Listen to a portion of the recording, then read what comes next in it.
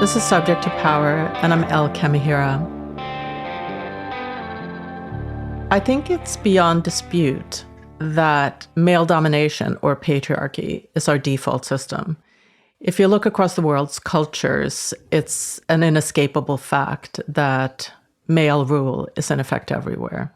Feminism, as a theory, as a practice, is the only system of thinking and action that challenges the status quo of patriarchy and that takes women's viewpoint and women's interests into account. As an analysis, feminism is the only framework that makes patriarchy visible and therefore challengeable. And feminists, the women who speak, write, and shape feminist thought, are, by nature of what they do, brave people because they're going against a powerful world order that definitely doesn't want to have its power challenged. And feminists who are outspoken, out there, public, vocal, like my guest Megan Murphy, I think of them a little bit like canaries in the coal mine. If those feminists, the ones with blogs and podcasts, the journalists, the academics, if those feminists are deliberately silenced, chased out of their jobs, their institutions, they're deplatformed, even chased out of their countries, if they're threatened with violence and intimidated, we should be thinking really hard about why what they're saying is evoking so much rage and hostility. In this episode, I talk with Megan about the high cost she's paid for going against the grain.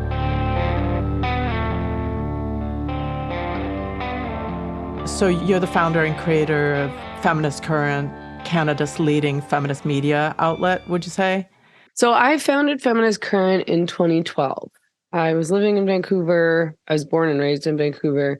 I had been living for a short period of time on this little Gulf island off the coast of BC called Denman Island, and had gotten involved in the pirate radio station over there, which was set up in a trailer in the middle of a sheep field. But I'd been taking some women's studies courses part-time. I had been doing some documentary filmmaking courses. I had been doing some creative writing courses, sort of trying to figure out my direction. But I was always interested in doing something in journalism. And I really liked radio. So when I moved back to Vancouver from the island, I wanted to continue doing radio and got involved with a feminist collective that was doing a radio show on a Vancouver co-op radio. We started a website, we started a blog. I was doing pretty much all of the blogging, writing, just because I think that was what my interest was. And I was also able to connect with the feminist community in Vancouver and had the great opportunity of, this is one of the blessings of doing podcasting, radio, et cetera, is that you have the opportunity to talk to and learn from all of these people, these experts, people who have been involved in movements much longer than you have, speak to all sorts of subjects that you're less familiar with. And so I started talking to women who had been in prostitution, women who'd worked with women in prostitution, women who set up transition houses and really were there from the beginning of the second wave feminist movement in Canada, as well as, I was also talking to women in the US and in the UK. And that's when I got really interested in radical feminism in particular. I came of age during the third wave, and it never quite sat right with me, but I tried to make it sit right with me.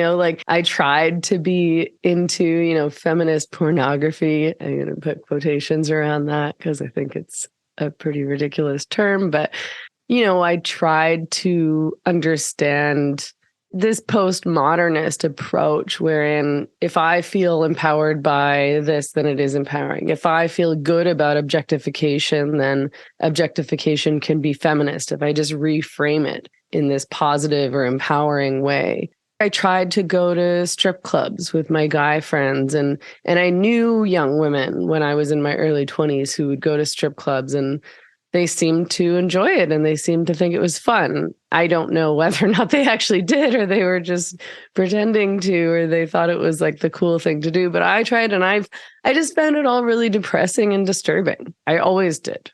I thought pornography was disgusting, and it didn't make me feel sexy. It made me feel the opposite of sexy. It made me not want to have sex. It made me not like men. That's one of the things that I've been thinking about a lot lately, is that I'm quite often accused of being like anti-sex or anti-men, which is so far from the truth. It's laughable, maybe to my own detriment, but because of my criticisms of pornography and prostitution and the sex trade in general. But it's like, I think that those industries are the real anti-sex thing. I mean, they don't paint sex or men in a positive light. They paint it in this really violent, vile, dehumanizing, degrading, obviously misogynistic light. I mean, I can't imagine how that's supposed to be sex positive, any of it.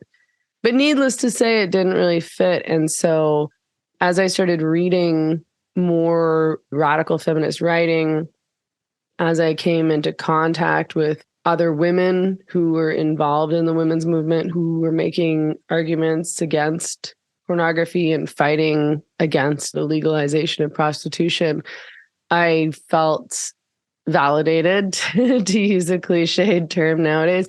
But I was like, okay, I'm not crazy, right? Like, it's not just me that I don't like this, or that I don't feel comfortable with it, or that I don't think that it's good for women. This is correct, and we're being fed a bunch of propaganda.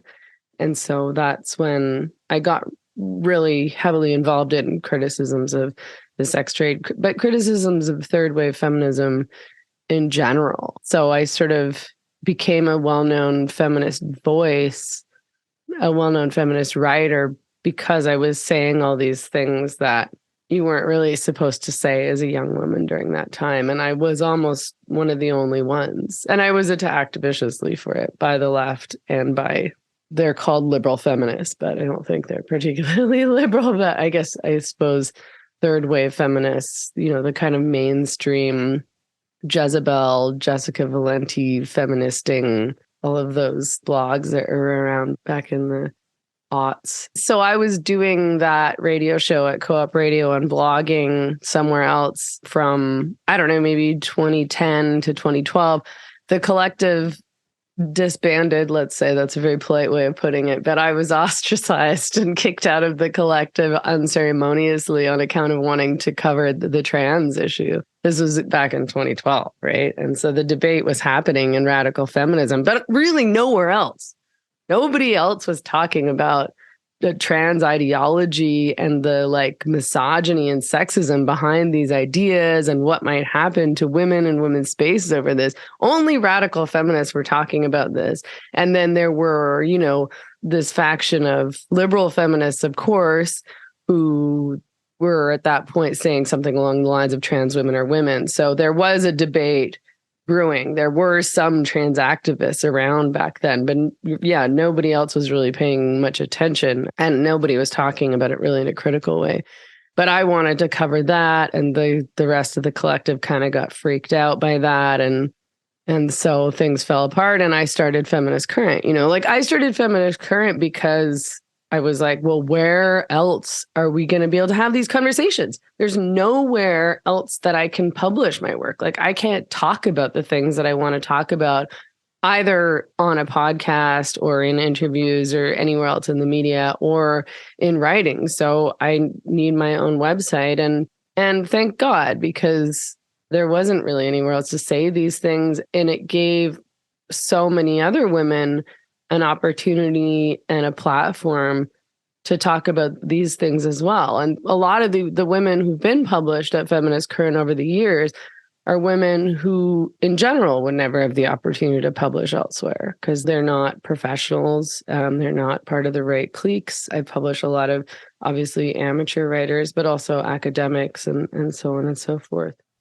So the trans issue was part of your consciousness even before Feminist Current started. That had been on your radar already. Yeah, but I mean, and just barely, I was kind of only just exploring it then. But I wanted to understand it. And part of the reason that I started speaking out about it was because Vancouver Rape Relief and Women's Shelter, which is Canada's oldest transition house and rape crisis line, and they had been involved in this case that began way back in like 1995 that ended up, and it went through the BC Human Rights Tribunal. And the issue was that this self-identified trans woman named Kimberly Nixon had come to one of the trainings for counselors. So for women who are counseling, women who are coming to the transition house to escape domestic violence or calling in because they'd experienced sexual assault or something of the like. And he was told by the collective, Vancouver Rape Relief is run by a collective of women, that only women could train as counselors. And he did not want to accept that. So he took them to court and tried to sue them. And they won. They won the right to define their own membership is what they won. Ever since they had been viciously attacked by activists as transphobic. And so that was part of my introduction to this debate, because these were women who I worked with and interviewed and allied with. And I was just livid. I was so angry that anybody would go after a rape crisis center. There's so few of these kinds of places that exist at all. They struggle for funding. These women built this up themselves over decades just to help women and women who have nowhere else to go. You know, if you're going to a transition house, you probably don't have very many resources. You can't afford to just go rent another apartment or go stay in a hotel or something like that. Things have to be pretty serious. And for leftist, so-called leftist activists to be going after these women and a transition house, I just thought was so wrong and horrible. And so that's really how I got involved in the debate. I wanted to understand why women needed women-only spaces. I wanted to understand the history of this case. And, you know, I looked at all different sides. I didn't assume that I was right from the get-go. I did explore trans activist arguments. Yeah, and I mean, ever since then, it's just been constant attacks, and it's just gotten worse and worse and worse, especially as I testified against Canada's gender identity legislation back in 2017, which really blew things up for me. Anyway. Yeah, that was a big shift. Can you explain that shift, like what that whole concept means? Yeah. So I think the radical feminist community was sort of involved in this battle back in 2012 and much earlier too, with Mishfest. And, you know, Janice Raymond wrote a book about this back in 79. But things really started blowing up in 2015, I would say. And in 2016, the Liberals, the Canadian Liberal Party, introduced Bill C-16. Which became Canada's gender identity legislation, which would incorporate gender identity and gender expression into the Human Rights Code and the Criminal Code to protect that as a category, to protect people who identified as trans from discrimination and under hate speech laws. So I was concerned that this would nullify women's sex-based rights. And I felt that the idea of gender identity was sexist in and of itself. You know, I argued that women were not defined by gender stereotypes, that it didn't matter if girls liked pink and wanted to play with dolls or not, and that your sex was just your sex. And that, you know, feminists had fought for so long to say women can be whoever they want to be, which doesn't mean you can be a man. You still have to be a woman. But I mean, your personality doesn't have to match these restrictive gender roles. And feminists made the same arguments about men. Men don't have to be these unemotional, overly aggressive, always strong, never cry, never weak. Men can like so-called girl things or women things too. I was concerned about the impact that it would have on spaces that were designated for women-only, change rooms, transition houses, prisons. And we've seen all of this come to fruition and much worse. I didn't even think about the sports issue at the time. And things have just gotten so out of control. I didn't realize how crazy things would get. Even then, even as I was so worried and concerned and was trying to like raise the alarm to everyone that could listen, I didn't realize that kids were going to be mutilated and be given puberty blockers and hormones and have their lives ruined and be rendered sterile before they even understand what sex and reproduction really is. It wasn't a self-ID law. It wasn't the same as the fight that they were having in the UK and that they are having in Scotland. But the effect was the bill didn't say anything about self-ID and changing your birth certificate or your driver's license or anything like that. It didn't say anything so specific. It was just to protect gender identity and gender expression under the human rights and the criminal code, and under our hate speech laws. But as soon as that bill passed in 2017 and became legislation, the policy quickly shifted across the provinces so that men and boys were allowed in girls' and women's washrooms. And so that it became very easy. You can just fill out a form to change your ID. You don't have to have lived as a woman, as it were, for any amount of years. You don't need a diagnosis from a doctor or a psychologist of gender dysphoria. So all of those things followed. It set a precedent, in other words. And so you covered things as they happened. What were some of the things you saw? What happened after that bill passed was there are men in Canada who are being housed in women's prisons who've identified as women. There are sexual assaults and harassment, and that's been happening for some years now in women's prisons. I mean, there's no debate in Canada. Pretty much every single other transition house or rape crisis center, sexual assault center, women's shelter across Canada has allowed men in, aside from Vancouver Rape Relief. There's no one else who's held firm on that. So there's been lots of cases of women having to share rooms in a shelter with men and being afraid and having to leave the shelter, complaining and being accused of being transphobic. Obviously, men and boys are being allowed to compete in sport as girls and women. And there was the case of Jonathan Yaniv / Jessica Yaniv, which was why I was kicked off of Twitter 4 years ago. In large part, it was also because I was pushing back against transgender ideology, and some powerful activists and people at Twitter wanted me off and wanted to shut me up.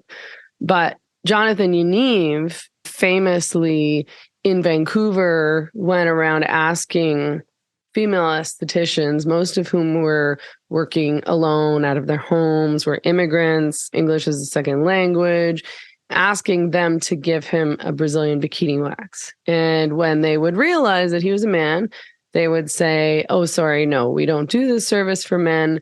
And he would try to extort money out of them. And if they wouldn't go along, he took like 13 women, I think. He dragged them through this human rights tribunal process. He tried to sue. He lost, actually, thank goodness. But it was a really, really harrowing experience for these women who were new to Canada, didn't have a lot of resources, didn't have a lot of money. Their names were being dragged through the mud across the media. Meanwhile, his name was being protected under a publication ban at the time. A lot of them lost their businesses over it. It was incredibly stressful. And I was banned for Twitter for referring to this guy as he or him. Can you tell me a little bit about what you experienced from your point of view there? It was really hard. I had been involved in the left in Canada for some time. I grew up in a very leftist and in a Marxist family. I identified as socialist. We had been big supporters of the NDP for my whole life, which is Canada's and BC's leftist party, their Labour Party, essentially, in other words. My dad was a union guy who was really involved in the Labour movement when I was a kid. And I had been working at this online news magazine, I guess you could call it, called rabble.ca, which was a leftist site, a labor site, heavily supported by the NDP. And they were getting a lot of funding from the unions. And there was a huge, massive campaign and petition to have me fired. I was working part-time as an editor there and as a podcast producer there, and I was writing and producing journalism for them as well. And it was just this endless, relentless, ongoing, years-long campaign to have me ousted. And when I did finally kind of start speaking out more loudly and trying to write about the problems with gender identity ideology and this movement and the impact on women, then things really got bad. And yeah, there was a huge petition to have me fired that was signed by thousands of people across Canada. It felt like almost the entire Canadian left was after me. I wasn't allowed to speak about it either. My employer wouldn't let me speak about the petition or that there was this campaign to have me fired. So I felt muzzled. All of my coworkers totally ostracized me and stopped speaking to me and sort of blamed the whole thing on me as though I was this like big troublemaker and why can't I just like go along? And I was making their lives hard because, you know, these were their friends. This was their little club. So much of that is about careerism. So many of these people are dependent on these unions and these parties for their jobs. These activist circles are also their social circles. And so they kind of all just go along, and anyone who steps out of line is punished viciously. So in the end, I wasn't fired because my employers went through every single thing that I'd produced at Rabble and couldn't find any evidence of transphobia. But I was completely ostracized, and they started to censor me after that. And when they did censor an article that I wrote criticizing Planned Parenthood's adoption of terms like menstruator and birthing people, they published it and then took it down and accused me of transphobia. And I was like, well, what's transphobic in the article? I didn't say anything transphobic. I'm talking about this language that erases women. And they wouldn't really engage with me in that. And so I quit in protest over being censored in this way. And that was in 2015, I believe. I remember you had some speaking events where there were like trans activist mobs and that kind of thing. That was super frightening to me. Yeah, then it got really scary once. I think we managed to do our first event. The first talk that I did about the impact of gender identity ideology on women's rights was in Ontario. Actually, Lindsay Shepherd organized that. And shortly thereafter, we were able to organize one in Vancouver in 2019. And that was a huge fight because we were trying to hold it at the Vancouver Public Library and they were trying to kick us out and we had to get our lawyers involved. Yeah, I mean, pretty much every event that I've done has been protested and we've gotten death threats and we have to have a police presence. And it's really scary. Every event that I've done, I'm scared that I'm going to get hurt or killed. I did an event at the Seattle Public Library and the library refused to let us have private security. And you have to get up and give a talk and you're scared somebody's going to shoot you. People carry guns in the US. And in Toronto, there was something like 700 protesters at my talk, outside my talk at the Toronto Public Library. We had a huge, massive police presence. The police had to block off the entire block just so I could get in safely. I was supposed to do media interviews after the event and the police wouldn't let me because they were so scared. Like the police were scared. They were like, you got to go right now. We're getting you out of here. And the people who attended the event were being threatened and verbally abused and called all sorts of names.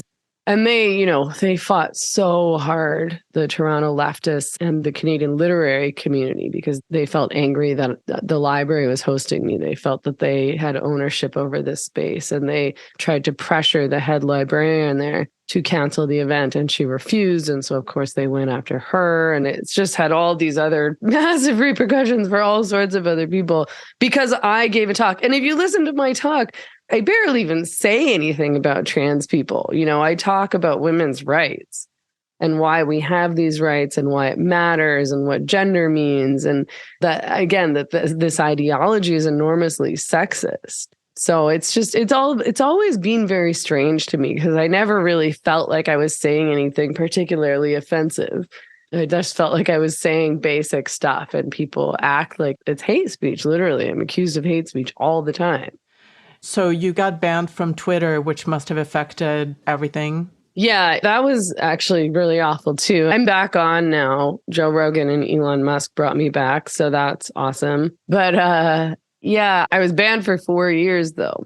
Yeah. And when I got banned, I was really upset and I was really scared. I'm independent. I'm fully independent. I'm a writer and a podcaster, and I'm totally reliant on individual donors to support my work and on my subscribers. I don't have funders. I don't have advertisers. I don't work for anybody. And I was like, how am I going to survive? Like, how am I going to get my work out there?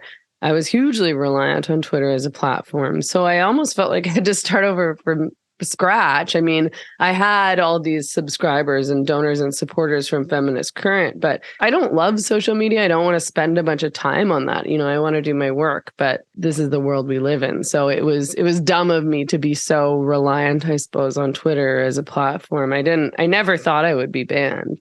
I know that when I was, some people interviewed me and were like, oh, well, you must have known that if you kept saying these things, if you keep referring to men as he and so on and so forth, you'd get banned. I was like, no, I never thought I would get banned for calling a man he, not in a million years. Like, yeah, and we sued and I appealed over and over and over and over again, and they just fully ignored it. We lost our case. I mean, there was just nothing we could do because the powers that be just didn't want me back. So it didn't matter. There was no accountability process. Nobody even really explained to me what I did wrong. They told me which tweets I was banned for, and they said hateful conduct, but they didn't say which rule I broke. I was like, you can't just ban me. I mean, obviously they can, but I was like, you can't just ban me for doing something when you won't even tell me what it is that I can't do. Like, it's not like I was ever told explicitly, you can't call this man he. You can't say that men aren't women. Like, why would saying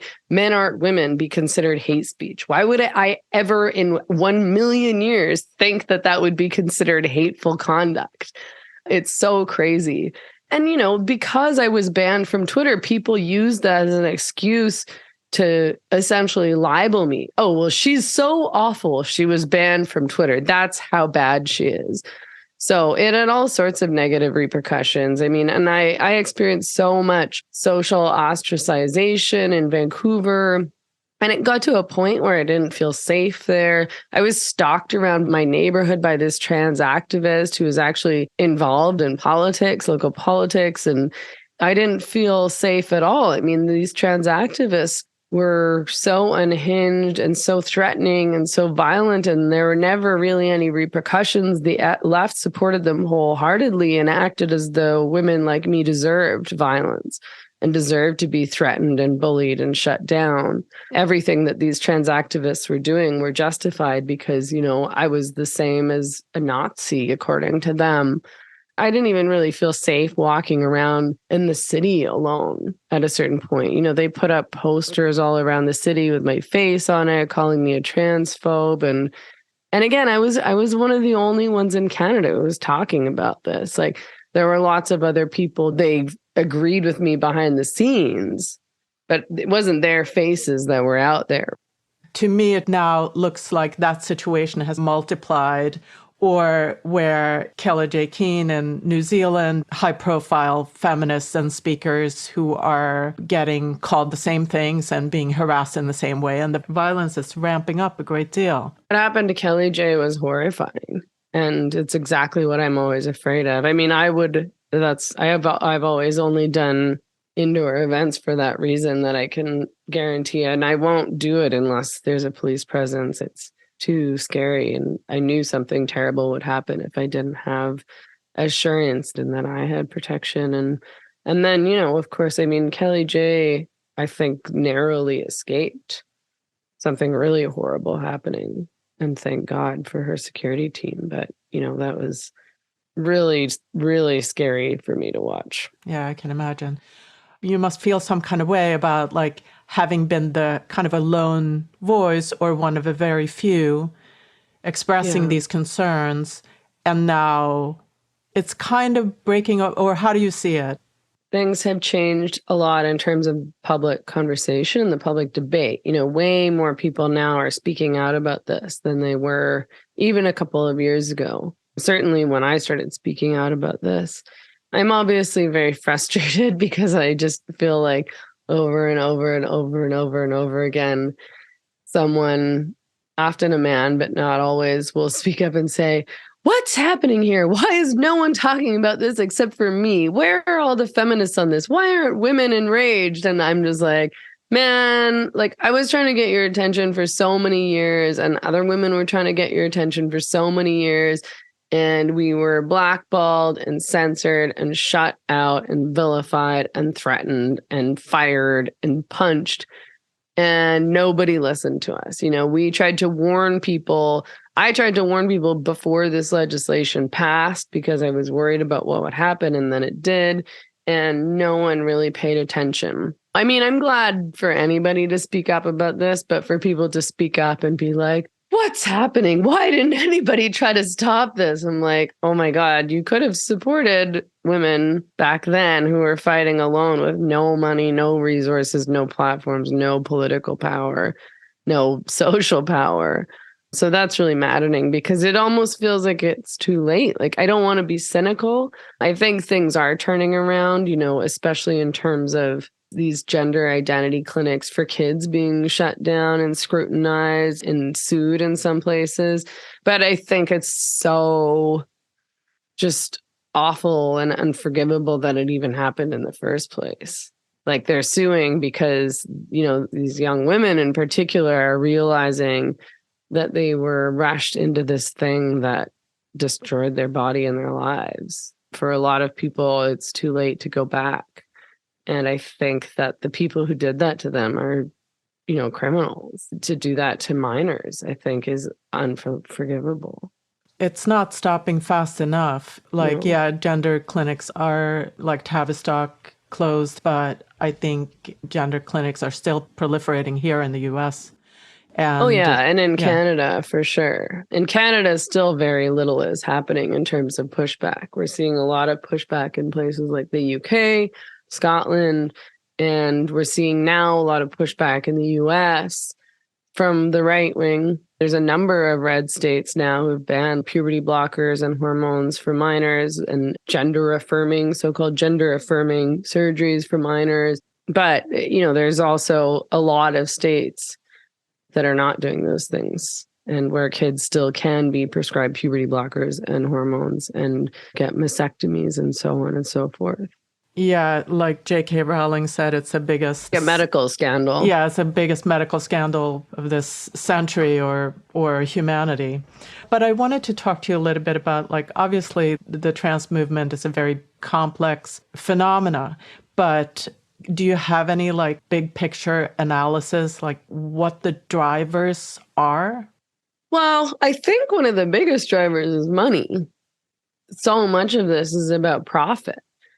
There's this whole industry now of these clinics, and big pharma is profiting enormously. If you get a kid who identifies as trans onto puberty blockers, it's most likely that they're going to go on hormone treatments, and then they have a customer for life. Like, you have to stay on those for life if you continue being trans, which I think that most trans identified people are not desisting. And if you've gotten all these surgeries and all these hormone treatments and your body's all messed up, like, I think you're probably going to try to maintain. But, these surgeons are making tons and tons of money. Big Pharma's making tons and tons of money. All these trans organizations and charities, these people, their jobs all depend on the maintenance of this idea of trans and of encouraging people to transition. Everybody's profiting from it. People are making so much money off of this. And I think that initially one of the main drivers was really just men, men who were autogynephilic, who had fetishes, cross-dressing fetishes. Autogynephilia is the idea of, you're turned on at the idea of yourself as a woman, of seeing yourself as a woman, being seen as a woman. It's a sexual turn on. So these guys, I think, wanted to legitimize their fetish and their identity. And so push this in the same way that gay rights was support it. They were like, oh, born this way. Like, I'm just trans. This is just who I am. I can't help it. Accept me as I am. Some kids are just trans. None of this makes any sense, of course. I don't think there's any such thing as a kid who is born in the wrong body, a boy who has a girl brain. That concept is totally incoherent. But that was really successful, especially because progressives and liberals want to support marginalized populations, and trans activists framed trans people as a marginalized population, just like gay people. And yeah, it was really successful. I guess it goes some way in explaining the enormous capture of our institutions, academic institutions, every kind of institution we have, really, the medical field, etc. I'm just thinking it has to be motivated by something in addition to money. Well, a lot of people jumped on this bandwagon and can't get off. I do still think that a lot of people's careers are dependent on their purported support of the trans rights movement. I mean, if you didn't go along with this ideology in an academic institution, you wouldn't make it. Like, you had to. And we've seen how there are a very, very, very small number of women who've spoken up in academic institutions, and they've been viciously harassed and threatened. But if you were just coming up, you didn't have a tenure track position, you could never speak out about this because you'd just never get work. You'd never get a job. You'd have to go find something else to do. And same with politics. I mean, if you want to maintain your political career and you're a progressive or a liberal, you absolutely have to go along with this trans women or women mantra. You have no choice. You won't get anywhere, and you'll lose your job, and you'll lose any chance at winning whatever seat you're trying to win. And that happens in all sorts of other contexts, I'm sure. But the institutional capture is a huge problem, because while the public conversation is changing and people are getting angry about men competing as women in sports and kids being transitioned and men walking into women's change rooms and men being transferred into women's prisons and sexually assaulting these women, the institutions aren't changing their policies. The laws in Canada aren't changing, although they are in some other places. So I'm glad for that. Or the UN. I mean, there are really big institutions that are now towing this line. Human Rights Watch, like those, all of those big organizations are on board with all of this. The vast majority of our media is on board with all of this and referring to men as she, like a woman raped a 12-year-old girl, and you read it and you're like, oh, that wasn't a woman. Like, you reported on this as a she because those are his preferred pronouns. Like, that's disgusting. Women are being forced to refer to their assailants in court as she when they're men.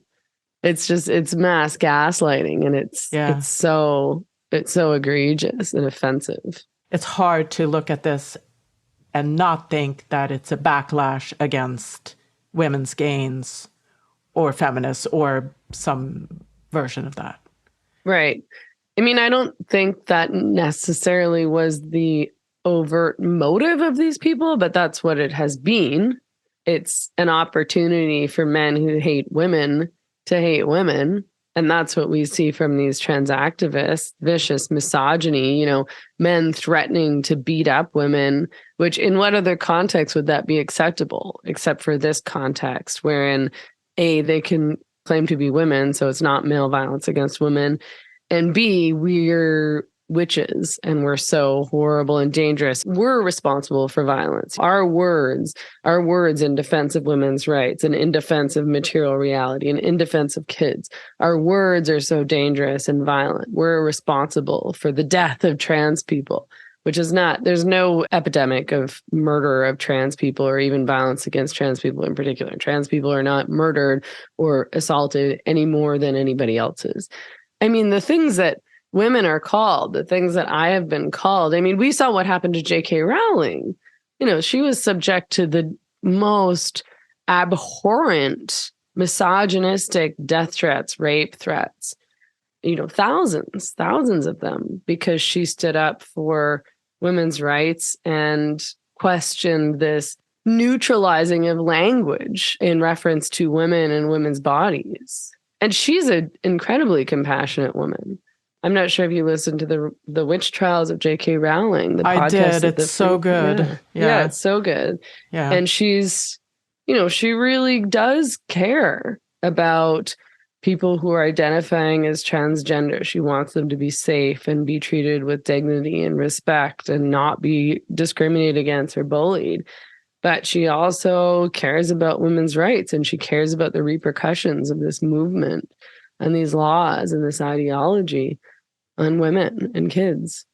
And trans identified people don't not have rights. These people have the same rights as everyone else does. There's no such thing as a trans right. What's being called a trans right is the right of men to access women-only spaces and the right of men to identify as women legally. Like if this was just about people doing what they wanted to do in their own lives in the privacy of their own home, we wouldn't be having these conversations. If a man wants to wear women's clothing and, grow his hair long and call himself Sheila, okay, go ahead and do that. But you're changing the law, and it's impacting other people, thousands and thousands and thousands of other people. This is nullifying these hard fought for rights for women, that women fought for decades and decades. I just want to talk a little bit about the shape that this is taking. I see there are connections between certain forces in society, like the rise of pornography, the rise of the internet, really, plastic surgery getting a lot more sophisticated and a much bigger business. Do you make these connections between like transgenderism and some of these other forces that are going on? Yeah, I mean, there is a porn connection. And that connection is that, so if you talk to women, and I've had them on the podcast before, women who've been in relationships with or married to men who trans, their stories are always the same. And it's that their partner developed a cross-dressing fetish, like he wanted to wear women's clothing in the bedroom because it made him feel sexy. He got into so-called tranny porn. And that progressed into him wanting to wear the women's clothing, the women's outfits outside of the house and wanting to dress as a woman in public. And part of it is he's still watching all this porn and the fetish is becoming more ingrained, but he's also engaged in all these internet forums, right? People talk a lot about Tumblr and what an enormous impact that's had on kids as well as adults. These kids are reading these forums, these trans forums about like girls who've transitioned and now they look like boys and they feel so much better and they're cool and confident and all of their, girl insecurities and body insecurities have disappeared. And this is the solution to all of your problems and you won't be bullied anymore and so on and so forth. But adult men too would be on these trans forums and getting more and more involved. And they would be told and learn and come to believe this isn't just a fetish. This isn't just a sex thing. You really are a woman and you can identify as a woman, and anyone who tells you otherwise is a bigot and hates you. So I think the internet and porn have a lot to do with it. This gaming internet world where kids are just online 24/7 and seeing porn really early and seeing trans porn and getting really heavily involved and brainwashed by this trans ideology. So much of it is happening online, and then they go to school and they're being taught the ideology now. And so the only place they can really get any pushback is from their parents. And then they're told by the world and by their school that if their parents push back, they're abusive and they should run away. Their parents don't love them then, and they're bad people. It's horrible. I've been waiting for years for this to just hit some kind of tipping point or some kind of bottom, and it hasn't, and it just kind of keeps escalating, it feels to me. Maybe it's not, maybe things are changing. What do you see? I know you can't predict, neither of us can, but what are you What do you wish happened? I mean, every time I think the tables are turning, something happens and I'm like, oh, maybe it's just getting worse. Actually, it's so hard to tell when you're in the middle of it. And, and I'm so connected to people who are opposed to gender identity ideology or who just think this whole thing is insane. So, I don't really involve myself in circles where people think that you're transphobic if you think that trans women are men. Why would I do that to myself? It's so strange because it really is a minority of people who actually believe in this ideology. It's a very small minority of people who genuinely believe trans women are women. Most people in the world either don't care or they think it's ridiculous. They know what a man is and they don't think it's possible to change sex. But again, it's this institutional capture that's really troubling. So in the mainstream, the trans movement is gaining more and more power. Mm-hmm. In public discourse, no, I don't think so. I think people are getting really angry, especially parents who are fearful for their kids. I mean, I talk to so many parents who have kids who are, 14, 15, again, often girls, who are saying they're trans. They want to go on puberty blockers and they want to go on hormones. And they have to fight them and their kids hate them for it. So I'm really glad that the public debate is changing and happening. But I mean, we have to get into the schools and we have to change the media and we have to change the laws. And that's a huge struggle. That's a really hard thing to do. Yeah. But I do see some people doing it, especially in the US. So that does give me some hope. But I don't know. I mean, it's so much about power and money, and the people with power and money are very much on board with this movement.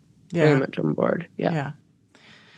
I know you have a new show. You want to tell us about it? Yeah. So my new podcast and YouTube channel, it's called The Same Drugs.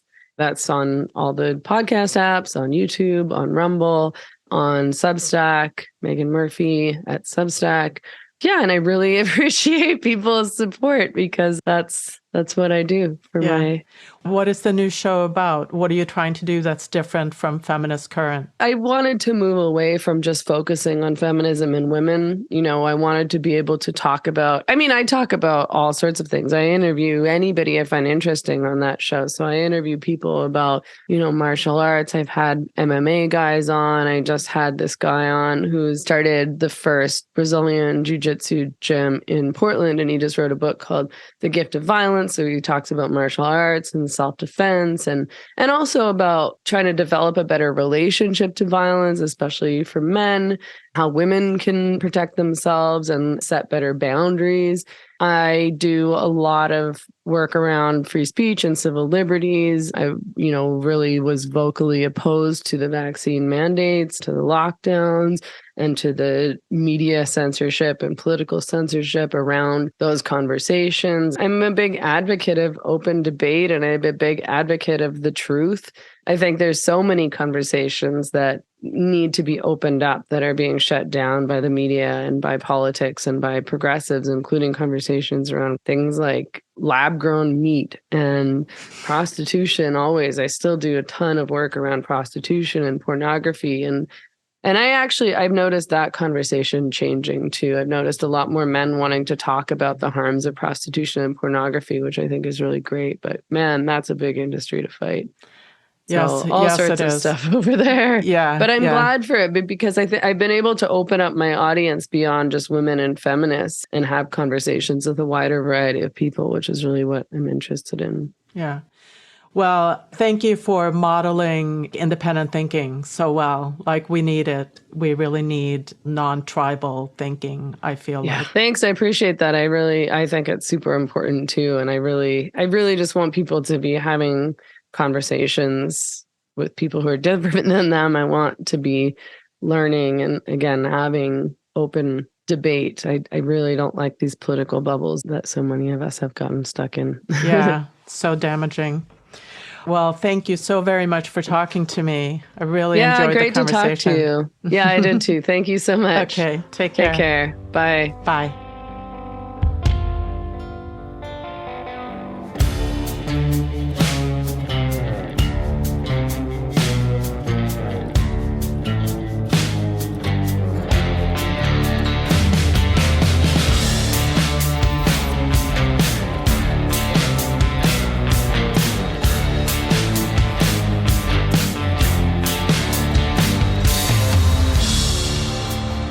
Thank you for listening to Subject to Power.